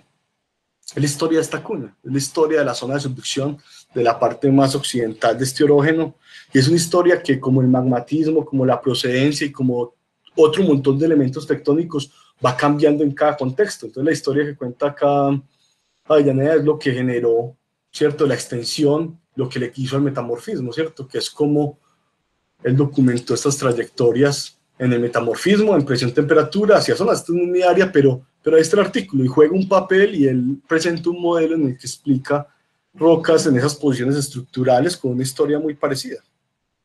Lo pueden invitar también. Listo, listo, gracias por la idea. Y finalmente tenemos una pregunta de Javier Peña, pero la quiere hacer activando el micrófono, entonces adelante, Javier. Hola Sebastián, muchas gracias por tu presentación. Bueno, al igual que Nicolás, soy estudiante, recién estoy viendo Geología de Colombia y pues justamente la información que nos diste hoy pues es justo lo que estamos viendo justamente en clase. Te, te quería preguntar, al final mencionaste que no había evidencias de movimiento transcurrente después de todo lo que mencionaste. Me queda la duda es qué evidencias hay de que sí hubo, y eso que mencionas que viene de Ecuador y todo eso, de que sí hubo dicha transcurrencia antes. Y tan larga, ¿no? Entonces, O sea, mover bloques de Ecuador hasta Antioquia. sí, yo acá haría una diferencia entre dos cosas. Entonces, los movimientos relativos. Entonces, imaginémonos que hay varios bloques viajando. Imaginemos que hay un punto cero, o sea, hay un observador quieto, o sea, llamémoslo margen continental, y hay varios puntos viajando con respecto a ese punto quieto. Entonces, hay un observador y hay dos cosas viajando. Digamos que el elemento A y el elemento B están viajando con respecto a C. Pero es posible que entre A y B no haya desplazamiento. O sea, no todo se está moviendo con respecto a todo al mismo tiempo. Y todavía no hemos llegado a refinar eso. Entonces, mi comentario de la primera parte de la pregunta va con respecto a, bueno, entre estos bloques toda la procedencia que hemos hecho, todos los estudios que hemos hecho, los podemos explicar con las rocas que hay al lado. No necesitamos nada tan lejano. Entonces es posible que estos bloques se movieran, no tuvieran sus desplazamientos relativos, ¿cierto? Pero otra parte es que definitivamente hay trabajos de paleomagnetismo y hay procedencia que pone muchos bloques al sur en cierta época. Entonces usted dice, no, tal bloque estaba al sur, en el Jurásico estaba al sur. Lo que usted no sabe es ese bloque cuándo llegó a la posición actual, o si siempre viajó, o si viajó en dos momentos, y los transportes relativos desde el Jurásico hasta acá, esos bloques. La procedencia nos ayuda, pero tiene una limitación. Entonces, estaría como las evidencias y las interpretaciones tradicionales. Pero además pensemos que los cambios tienen que ser a nivel de cuenca. O sea, yo puedo desplazar un rumbo, pero ¿cuál es la sensibilidad de un zircón detrítico? O sea, para yo poner un sedimento contra un basamento y que el sedimento tenga firmas que el basamento no tiene, que es básicamente el modo más lógico de interpretar. ¿Cuánto? Tengo que yo generar cambios a nivel de cuenca, tienen que ser kilométricos. Y la tercera limitación es los zircones. ¿Qué pasa si yo tengo zircones, si yo muevo algo y tengo zircones de la misma edad a lo largo de toda la margen, ¿cierto? Entonces yo, a pesar de que me desplace, no voy a ver. Entonces, en resumen, hay evidencias de que hay movimiento norte-sur. Estas evidencias son claras, son contundentes. El detalle de quién se mueve con respecto a quién, cuánto se mueve y cuándo se mueve, falta, ¿cierto? Y es un reto investigativo. El rumbo siempre representa esta limitación. Dos, hay una limitación de la herramienta, ¿cierto? Yo invoco acá como el elemento de la solución más simple a los problemas, ¿cierto? Como si tenemos todas las firmas al lado, ¿para qué vamos a invocar una área fuente que estaba en Perú? ¿Cierto? Si tenemos un montón de firmas y cada que hacemos procedencia más avanzada como petrografía, todo lo tenemos al lado. Pero también está la limitación de esa interpretación mía, que alguien puede decir, sí, pero ¿qué tanta resolución tienen las herramientas que ustedes están usando? Entonces yo creo que el rumbo existe, pero los detalles del cuándo, el cómo y las cantidades relativas es una pregunta abierta. Y también en negación de mi propio modelo digo que, pues, que estos datos no niegan la existencia, ¿cierto? Puede que todas las firmas se repitan, pero ¿qué pasa si vienen de un basamento con firmas muy parecidas? Entonces yo creo que este modelo es como un pasito, ¿no? Esto es como una propuesta, la muestra del trabajo de un montón de gente a través del tiempo, pero no creo y espero que no se quede estático en el tiempo. Espero que ciertas preguntas se resuelvan, ciertas se sigan abriendo y otras se vuelvan a debatir, que eso es como lo que uno espera de esto, que las cosas se muevan adelante, ¿no?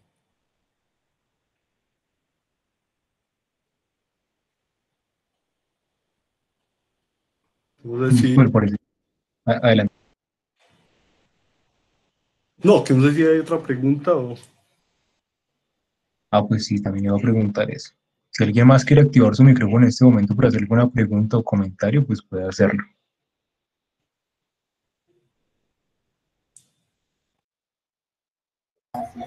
Aló, buenas noches, Sebas, ¿cómo vamos? ¿Qué más? Barbosa. Bien, yo te quería preguntar un poco, si nos puedes contar un poco más acerca de lo del stock de Cambumbia que tocaste al principio, como que cómo es la relación de, digamos, ese basamento triásico en el momento, pues, como del inicio de la extensión, ¿no? ¿Cierto? Eso es como lo que te entendí. Sí, hay cortico, ¿cierto? Entonces, vamos a ver los datos primero, que es lo más importante. ¿Cierto? Este tiene una edad de 230 millones. O sea, estaba a 800 grados a 230 millones, ¿cierto? Y luego estaba a 239 millones, o sea, esto tiene un error de 100 millones de años, estaba a 400 grados. O sea, esta roca se enfrió y ya no pasó nada. Mientras que la otra roca también tiene 200 y punta, ¿cierto? 260, pero la edad de fission track, o sea, 400 grados, tiene 100 millones. ¿Cómo se explica esto? ¿O cuál es la propuesta para una explicación? Es básicamente esto. ¿Cierto? Esta roca, el sol de Cambumbia, estuvo por encima de la temperatura del zircón todo el tiempo. Porque si se hubiese hundido por debajo de esta temperatura y vuelto a subir, pues hubiese cambiado la edad, hubiese reseteado el sistema y hubiese tenido una edad nueva. Entonces tuvo que haber estado por encima de eso. O sea, a esa roca, desde 230 hasta ahora, no le pasó casi nada. Ha estado ahí, ¿cierto? No tectónica, no deformación, no, o sí deformación, pero no erosión significativa. Estamos hablando de, no ha tenido más de, no sé, más de 4 kilómetros de erosión. Ha estado ahí, ¿cierto? Mientras que las rocas que están al otro lado de la falla San Jerónimo, a este mismo momento, de pronto estaban por debajo de esa temperatura y tuvieron que viajar desde esa temperatura hasta arriba a 100 millones de años, ¿cierto?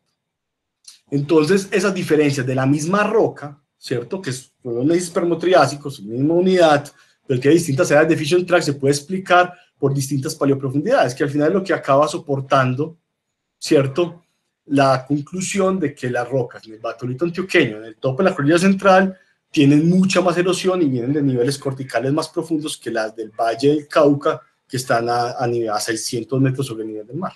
No sé si más o menos ahí queda la idea. Ah, no, listo, Seba, sí, me aclaraste. Muchas gracias. Listo, perfecto. ¿Hay alguna otra Sebastián, pregunta o disculpa. comentario? Sí, Nicolás, yo, otra pregunta, qué pena. Blanco en el 2016 pone unas, no, pues no sé si estás enterado, él habla del complejo Cajamarca y habla de las anfibolitas de Cajamarca y menciona la existencia de unas metapelitas bandeadas con anfibolitas con afinidad de dorsal mesoceánica en el Fort Arc y es muy, o sea, con lo que tú acabaste de comentar, digamos que eso me pareció muy interesante porque pues cómo metes ahí esa extensión en el FORAC. Una de las discusiones que tuvimos fue que se pudo tratar como de sedimentación, tal vez, pero no sé si de pronto podrías comentarnos algo al respecto.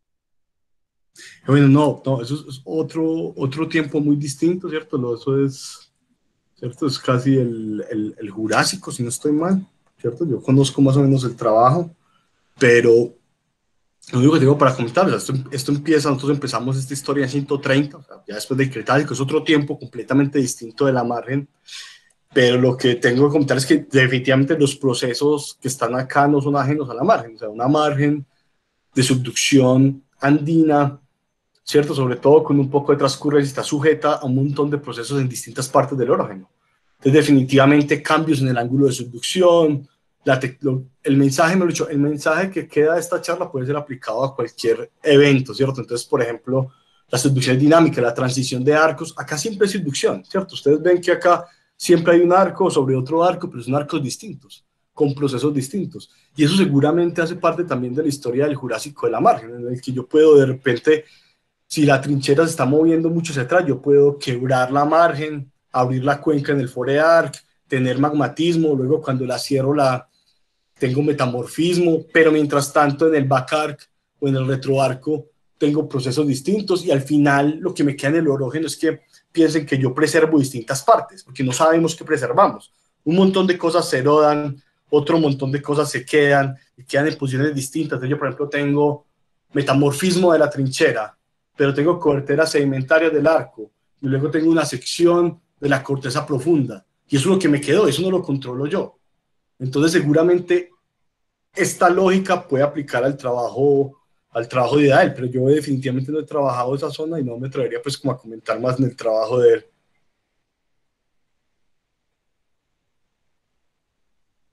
Vale, gracias.